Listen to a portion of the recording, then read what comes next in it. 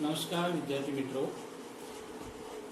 ધોરણ 11 ની અંદર ઇકોનોમિક્સમાં પ્રકરણ 2 ની અંદર આગળ આપણે જોઈશું. યુનિટ 4 ની અંદર આપણે સંપત્તિના લક્ષણો 5 જોઈ ગયા. હવે છેલ્લે સંપત્તિના પ્રકાર છે એની આપણે ટૂંકમાં ચર્ચા કરીશું. મિત્રો, સંપત્તિના બે પ્રકાર છે. એક તો જેમ વસ્તુના પ્રકારો હોય છે તેમ પ્રોપર્ટી સંપત્તિના પણ પ્રકાર હોય છે. એક તો વ્યક્તિગત સંપત્તિ અને સામાજિક સંપત્તિની વાત કરીશું. આ પહેલો પ્રકાર.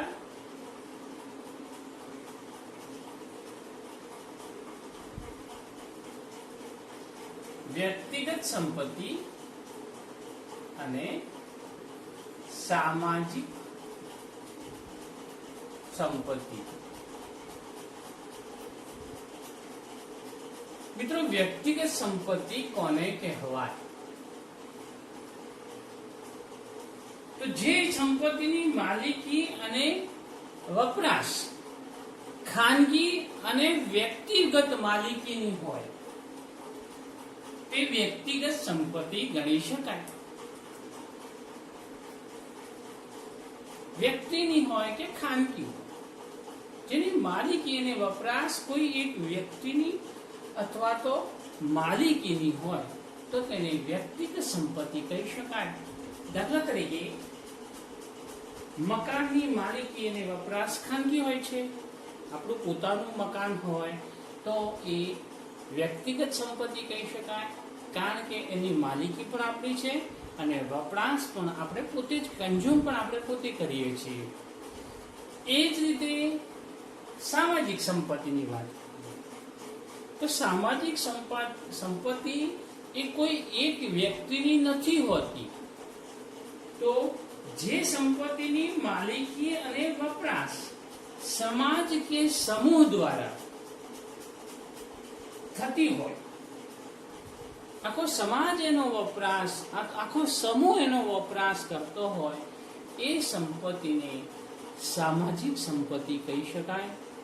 જે સરકારની માલિકીની પણ સંપત્તિ કહી શકાય. દાખલા તરીકે, તાર ટપાલનું ખાતું છે, પોસ્ટનું ખાતું છે, રેલવેનું ખાતું છે. આ બધી જ સામાજિક સંપત્તિ છે. સરકારી શાળાઓ છે, સરકારી મહાશાળાઓ છે, સરકારી દવાખાના છે. જે કંઈ આવી સંપત્તિઓ જેની માલિકી, વહીવટ, સંચાલન સરકારની માલિકીના હોય તો તેવી સંપત્તિને અહીંયા સામાજિક સંપત્તિ કહેવામાં આવતી હોય છે. તો મિત્રો, વ્યક્તિગત સંપત્તિ એ ખાનગી વ્યક્તિની માલિકીની હોય છે અને વપરાશ પણ ખાનગી વ્યક્તિનો હોય છે. જેની માલિકી એ વ્યક્તિ પોતે પોતાના ભવિષ્યની અંદર ભાવિ પેઢીને દાન, દક્ષિણા કે બક્ષિસમાં પણ આપી શકે છે. વારસાહત તરીકે પણ સંપત્તિ એના બાળકોને આપી શકે છે. પણ જે સામાજિક સંપત્તિ છે જેની માલિકી સામૂહિક હોય છે, સામૂહિક ઉદ્યાનો, બાગ બગીચાઓ, સામૂહિક જળાશયો, આ બધી જ સંપત્તિ જે છે એ સરકારની ગણી શકાય. એટલે એ સામાજિક સંપત્તિ છે. આ સંપત્તિનો પહેલો પ્રકાર છે. બીજો પ્રકાર આપણે જોઈશું કે જે દેશની માલિકીની હોય કે વિદેશની માલિકીની. હવે એને આપણે રાષ્ટ્રીય સંપત્તિ અને આંતરરાષ્ટ્રીય સંપત્તિ પણ કહી શકાય. રાષ્ટ્રીય સંપત્તિ અને આંતરરાષ્ટ્રીય સંપત્તિ.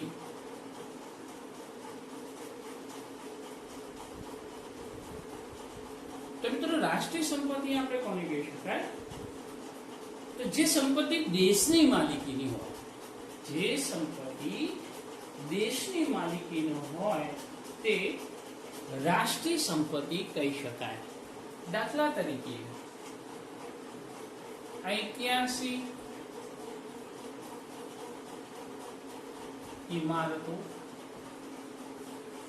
જે પ્રાચીન કાળથી આપણા ઇતિહાસના ધરોહર ગણાય છે એવી ઐતિહાસિક ઇમારતો છે.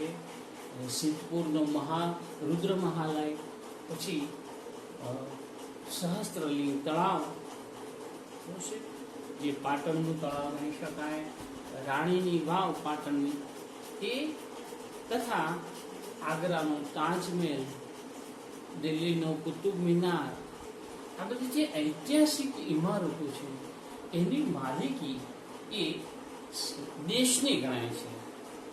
દેશની એટલે રાષ્ટ્રની ગણાય છે.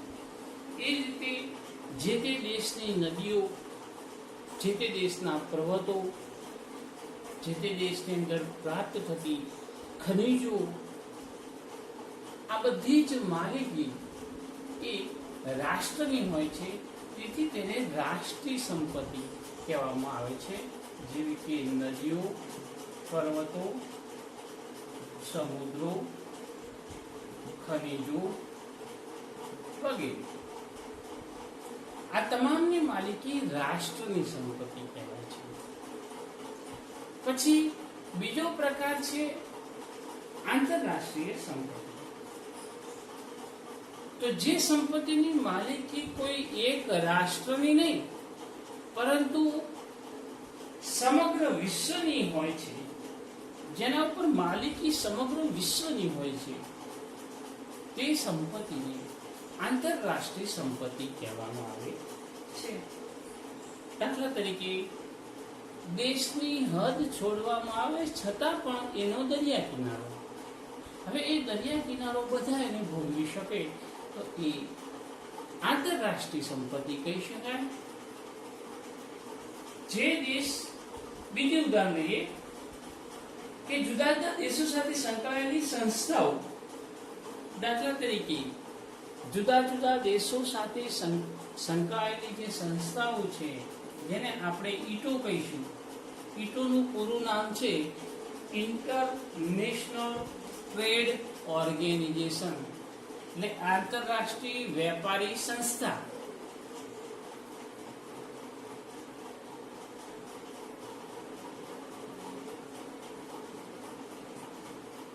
International trade organisation. એ જ રીતે આઈસીસી એટલે કે ઇન્ટરનેશનલ ચેમ્બર ઓફ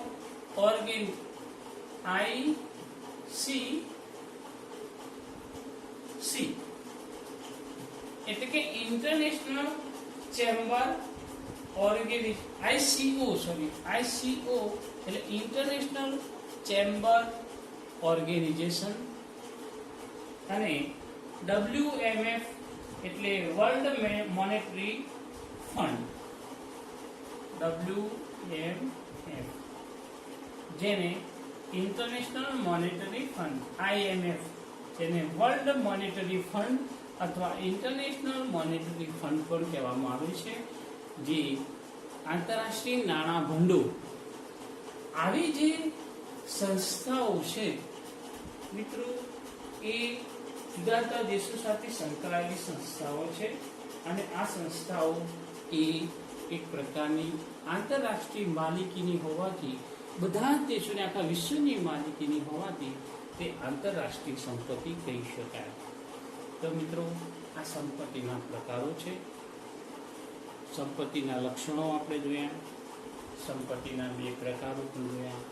હવે સંપત્તિ અને કલ્યાણ મુખ્ય મુદ્દો આપણે જો જોતા હતા, તો એના પછી આપણે થોડી કલ્યાણની વાત આગળ કરવાની છે. વેલફેર એ કલ્યાણની વાત આપણે હવે પછીના ટોપિકમાં જોઈશું. અસ્તુ.